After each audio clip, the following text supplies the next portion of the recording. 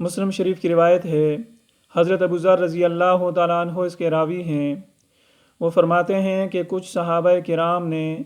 نبی اکرم صلی اللہ علیہ وآلہ وسلم سے شکایت کی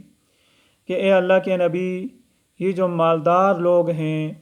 یہ تو سارے کا سارا اجر لے اڑے، بڑے درجات لے گئے، بڑے مقامات انہوں نے حاصل کر لیے، اس لیے کہ جیسے ہم نماز پڑھتے ہیں وہ بھی نماز پڑھتے ہیں، ہم روزہ رکھتے ہیں تو وہ بھی روزہ رکھتے ہیں، لیکن جب وہ اپنے مال کی وجہ سے صدقہ کرتے ہیں تو ہمارے پاس تو مال ہے نہیں، ہم تو صدقہ نہیں کر سکتے، اس لیے وہ ہم سے آگے بڑھ گئے،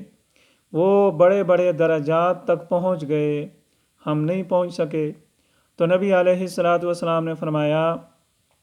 اولیس قد جعل اللہ لکم ما تصدقون بہ، کیا اللہ تعالیٰ نے ایسی چیزیں نہیں بنائی جن کی وجہ سے تم بھی صدقہ کر سکتے ہو؟ سنو، بکل تسبیحۃ صدقہ، سبحان اللہ کہنا صدقہ ہے، وکل تکبیرۃ صدقہ، اور اللہ اکبر کہنا صدقہ ہے، وکل تحمیدۃ صدقہ، الحمدللہ کہنا صدقہ ہے، اور لا الہ الا اللہ پڑھنا صدقہ ہے، اور اچھی باتوں کا حکم کرنا صدقہ ہے، بری باتوں سے منع کرنا صدقہ ہے، اور فرمایا کہ حق کی زوجیت ادا کرنا بھی صدقہ ہے۔ اس بات پر صحابہ کرام حیران ہوئے اور کہنے لگے، اللہ کے نبی، ایاتی احدنا شہوتہ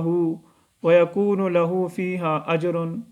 کہ جب ہم حق کی زوجیت ادا کرتے ہیں، ہم تو اپنی شہوت پوری کرتے ہیں، کیا اس پر بھی ہمیں اجر ملے گا؟ تو نبی علیہ الصلاۃ والسلام نے فرمایا، یہ بتاؤ کہ اگر یہ اپنے نطفے کو غلط جگہ ڈالتا تو اس کے لیے حرام تھا کہ نہیں، گناہ تھا کہ نہیں؟ تو ظاہر ہے کہ گناہ تھا۔ تو اب یہ حق کی زوجیت ادا کر رہا، اپنے نطفے کو اس کے محل میں ڈال رہا، تو فرمایا کہ اس پر بھی اس کو اجر ملے گا۔